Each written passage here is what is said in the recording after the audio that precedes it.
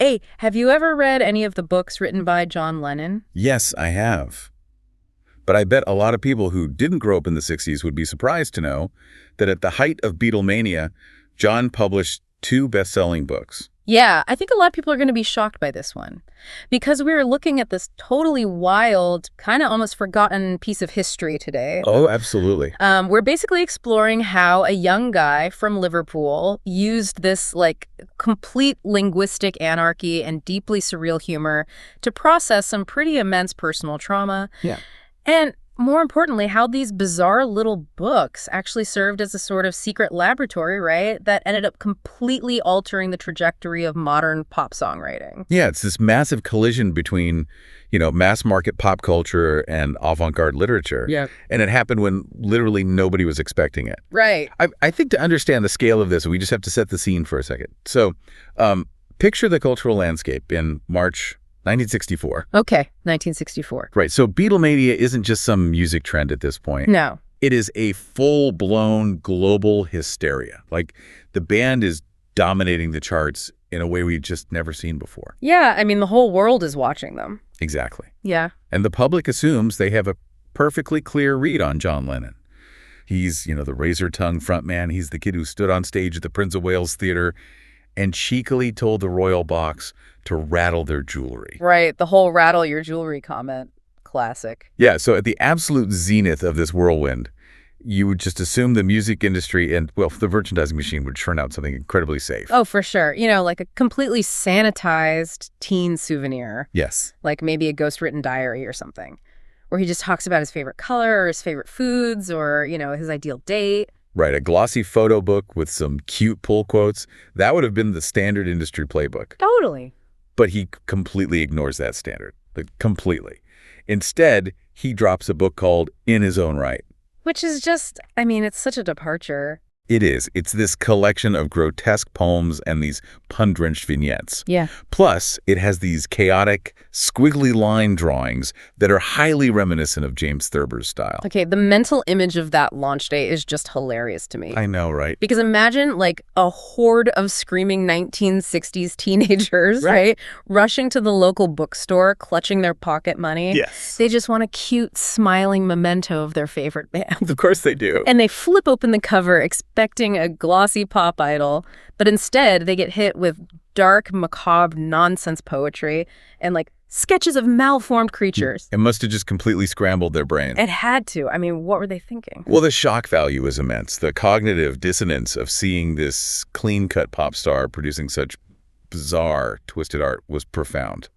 But what's truly staggering is the commercial response. Oh, right, because it wasn't a flop. Not at all. The initial British print run was 50,000 copies. Wow. And it completely vanished from store shelves by the end of the very first day.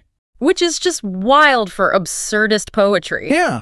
It shot straight to #1 on the national bestseller charts. And actually, my favorite detail here, it actually knocked Ian Fleming's latest James Bond novel out of the top spot. Yeah, James Bond lost out to nonsense poetry. That is amazing. But wait, this brings up a pretty huge question for me. Okay, what's that? How does a pop star suddenly just decide to write surrealist literature? Did he just sit down one weekend and decide to be a quirky writer to capitalize on the fame? Oh, no, not at all. Writing and cartooning were actually his primary creative outlets long before he ever picked up a guitar or thought about being in a band. Really? Before the music? Yeah. This wasn't some manufactured persona designed to impress the publishing world. Back when he was a student at Quarry Bank High School, he was constantly filling lined exercise books with handwritten, illustrated satire. Okay, so he was essentially running his own underground publishing house in the school hallways. You could certainly look at it that way. Yeah. His most famous notebook project was called The Daily Howl. The Daily Howl. Yeah, just this handmade, hand-circulated satirical magazine filled with caricature sketches, vicious parodies of his teachers, and just highly distorted wordplay. That sounds exactly like modern zine culture. Oh, definitely. Like kids stapling together their own weird art and just passing it around the classroom to bypass any adult filters or approval. The zine aesthetic is a perfect parallel. And, his literary diet fed directly into that rebellion against conventional structure. He was a very idiosyncratic reader. What was he reading? Well, he devoured the works of Lewis Carroll. specifically Alice's Adventures in Wonderland and Through the Looking Glass. Oh, okay, which makes total sense because Carroll's work is entirely about taking the logical, structured world and just turning it upside down through language. Precisely. Yeah. He also loved the nonsense verse of Edward Lear and the surreal, somewhat macabre radio comedy of Spike Milligan's The Goon Show. Oh man, I can totally see how The Goon Show would influence him. With its chaotic sound effects and absurd leaps in logic, that would totally appeal to a teenager looking for an escape from the mundane reality of post-war England. Absolutely. And he carried that compulsion right into the Liverpool College of Art, actually. Just scribbling stories on whatever scraps of paper he could find, like beer mats and hotel stationery. So the habit never stopped. Never. He was just compelled to put these thoughts on paper. And when a local music paper called Mersey Beat launched in 1961, the founder actually gave him a regular column. He titled the column Beatcomber. Huh. I'm guessing that was a cheeky nod to the famous satirical Daily Express column called Beachcomber. It was. And the column was a dedicated space for him to publish these completely unhinged tall tales. Yeah. That's actually where the famous apocryphal origin story of the band's name originated. Wait, I remember that quote. Let me see. He wrote, "A man appeared on a flaming pie and said unto them, 'From this day on you are Beatles with an A.'" And so they were. Yeah, exactly. It's completely random. And the public ate up that bizarre humor. So eventually their manager Brian Epstein and a journalist named Michael Braun pushed him to compile all these scattered notebooks and scraps of paper, which led to the publisher Jonathan Cape releasing In His Own Right in March 1964. Okay, so let's look at the actual text of that, because the tone is very specific and kind of jarring. Yeah, it is. So the first book had an introduction written by Paul McCartney. Right. And it contained 31 stories, poems, and short dialogues. But it reads like macabre nursery rhyme surrealism. It really does. I mean, well, it reads exactly like that. Yeah, and the titles alone are so strange, like Good Dog Nigel and The Fat Budgie. Yeah.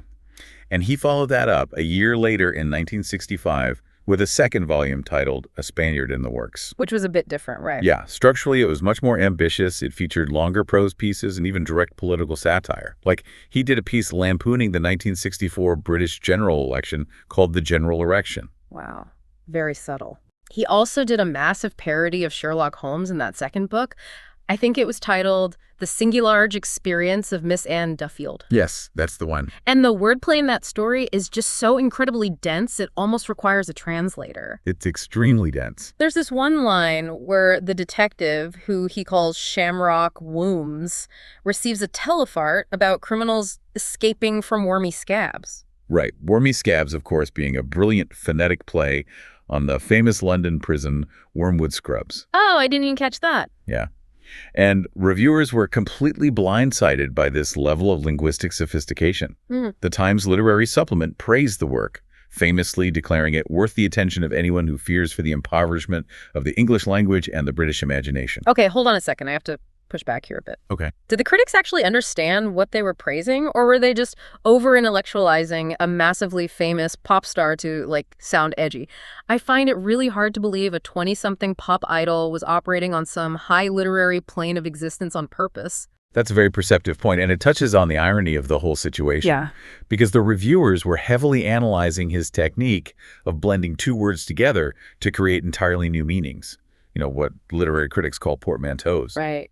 They actually started comparing his writing directly to James Joyce's infamously complex modernist novel, Finnegan's Wake. Wow. Yeah, they put him on this massive literary pedestal. Wait, was he actually well-read in Irish modernist literature like James Joyce? Because that seems like a huge stretch for a guy touring the world in a rock band. Well, when a BBC interviewer asked him directly about the James Joyce comparison, John gave a remarkably blunt confession. He hadn't read a single word of James Joyce. Huh. So much for the literary genius master plan. He was just being completely honest. He explained that he was merely tapping into the exact same stream of Irish Liverpudlian phonetic irreverence and word scrambling that permeated his entire childhood. Okay. He wasn't trying to be Joyce. He was just channeling the linguistic chaos of his hometown. This collision between his working-class roots and the high society literary elite is just fascinating.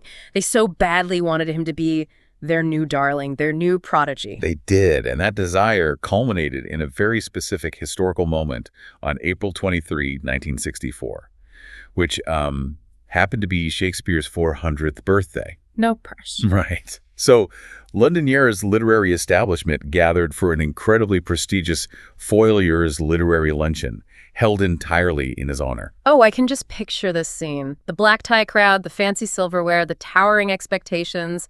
The highbrow elites of London are just sitting there waiting for a polished, eloquent oration from this young man they've deemed the savior of the English language. Yes, and instead they get a nervous, deeply hungover author. Of course. She steps up to the microphone, surveys this crowd of elites, mutters, "Thank you very much, you've got a lucky face," and immediately sits back down. Wait, what? Thank you very much, you've got a lucky face. That was it. That was the whole speech. Just brilliant. He completely punctured the balloon. He did.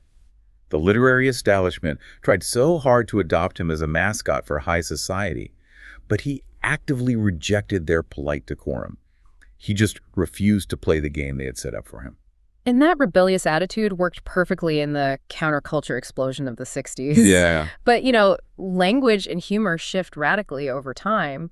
So reading these books today must present a pretty challenging experience for a modern audience. It is a fascinating clash of eras, for sure. On one hand, you have this timeless modernist wordplay that feels very fresh and inventive. But on the other hand, you encounter mid-century material that lands very differently now. Let's look at the brilliant stuff first, because the phonetic spelling and the cynical tone still hold up beautifully. Definitely. Like his opening autobiography line is just a classic. He wrote, "I was bored on the 9th of October, 1940, when the nasties were still booming us, led by Medalf Heatlump." Right, and Medalf Heatlump is a perfect distillation of post-war working-class Northern English humor, which leaned heavily on deep cynicism, slapstick absurdity, and the bodily grotesque. Right. But then you hit the more difficult material in these books. Yeah. Because he heavily mined physical disability, deformity, and domestic cruelty for dark punchlines. Like, you've got stories casually featuring blind people being shoved off buses. Or sudden, bizarre violence against pets. Yeah. In the poem Good Dog Nigel, a perfectly happy dog is abruptly and senselessly put down for no reason other than the dark shock value. Wow. Yeah. Furthermore, in A Spaniard in the Works, there are mid-60s dialect parodies. Pieces like Our Dad feature mocking representations of immigrant and regional dialects that rely on casual, racially insensitive tropes. Which, to be clear, were entirely ubiquitous in British sketch comedy and television during that specific era. They were. Very common. And we have to view these texts strictly as hysterical artifacts. Right. In 1964, a youth culture desperate to break away from stuffy Victorian manners viewed these stories as rebellious transgressions. The sheer shock value, the willingness to be impolite was the entire point. Right. But today, in the 21st century, those same stories stand as raw artifacts of an era prior to contemporary standards around representation. We can observe the material exactly as it was printed, understanding the era it came from without taking sides on the tropes themselves. It's just a completely different lens. And the material remains widely available for study. Back in 1966, Penguin combined both volumes into a single edition, which sat in bookstores for decades. Oh, really? Yeah. And for the 50th anniversary of the releases, publishers Canongate and Little Brown issued faithful, standalone, hardcover facsimile editions, preserving all the original typography and layout. So the fact that these books are still in print, still being analyzed, proves this wasn't just a fleeting novelty. Exactly. And that brings us to, I think, the most important question of all. Okay. How did this absurd, surreal writing style actually translate into the music? Because the leap from standard pop formulas to the wild experimentation of their later years seems almost impossible without some kind of missing link. Well, these books are exactly that missing link. They are essentially the Rosetta Stone for his entire artistic evolution. Okay, unpack that for me. Consider the rigid rules of pop songwriting before 1965. Right. It was a very tight box, strict romantic conventions, straightforward narrative guardrails, boy meets girl, boy leaves girl, like, please me, or she loves you. Yes. The books provided a crucial experimental playground where he could practice writing entirely outside of those boundaries. Without mastering this free associative wordplay on paper first, he never could have written the kaleidoscopic stream of consciousness lyrics of the Sgt. Pepper era and beyond. Oh, wow. I see the connection now. So when you look at a song like I Am the Walrus with lines like Semolina Pilchard, right, or the incredibly vivid, disjointed imagery in Lucy in the Sky with Diamonds, it's the exact same technique. It is. You can even see it clearly in a later track like Come Together with phrases like toe jam football. Toe jam football, yeah. That is pure beat comma column writing. translated directly into the rhythmic cadence of global pop music. Those sharp, abrasive consonants lock in perfectly with the underlying bass groove of the song. Oh, that makes so much sense. The books were the laboratory where he forged that iconic lyrical voice. But it wasn't just about clever wordplay or musical rhythm, was it? Like, when you really dissect the stories, there's a pretty heavy psychological layer underneath all those puns, a massive sense of isolation. There is. The humor was serving as a powerful protective armor. Yeah. Because by the time he was 22 years old, he had endured a staggering amount of personal grief. He lost his Uncle George, who was a father figure to him. He lost his mother Julie in a sudden tragic accident. And he lost his best friend, Stuart Sutcliffe. By 22, that is a lot of tragedy. How does that kind of relentless trauma actually manifest in a person's writing? Does grief literally fragment the way they use language? It certainly seems to in this case. When you read the stories, you see families constantly and abruptly broken apart. Figures of authority like priests, politicians, and headmasters are depicted as complete buffoons or malicious hypocrites. Innocent domestic scenes spontaneously disintegrate into utter chaos. It was a reflection of a young man lashing out at a world he fundamentally did not trust. He was engaging in a profound subversion of identity, showing a deep suspicion of institutional authority, the British Empire, Christianity, the romanticization of the nuclear family, all of it. Yes. He basically used the English language as a wrecking ball to dismantle the polite, middle-class decorum that the establishment tried to impose on rock musicians. And this compulsion to dismantle language stayed with him for the rest of his life. We see it in his later works, like Skywriting by Word of Mouth. Oh, I've heard of that one. Yeah, it was written primarily during his late 70s period in New York and published posthumously in 1986. So it stuck with him all the way to the end. It did. The impulse to subvert reality through art never faded. You know, when you step back and look at this entire story, there is a truly provocative thought hiding in the center of it. Oh, yeah. Yeah. In these slim, absurd books, he made it abundantly clear he was never going to settle for being just a mass-market pop entertainer. Right. He was an uncompromising, avant-garde satirist, secretly operating inside the machinery of the biggest commercial act on Earth. It makes you wonder how many other purely commercial pop artists today might be hiding an unapologetic experimental artist underneath their heavily polished, PR-approved image. Wait, I almost forgot to mention our Beatles store. Yeah, we've collected our favorite Beatles treasures all in one place. We've got a dedicated Amazon Beatles store. The link is in the video description and the first comment. It's a great way to support this channel and get them great prices on some Beatles merch. And if you have a browser handy, go to BeatlesRewind.com, and that will get you to our store. Until next time, when you listen. Your mind conducts its own symphony.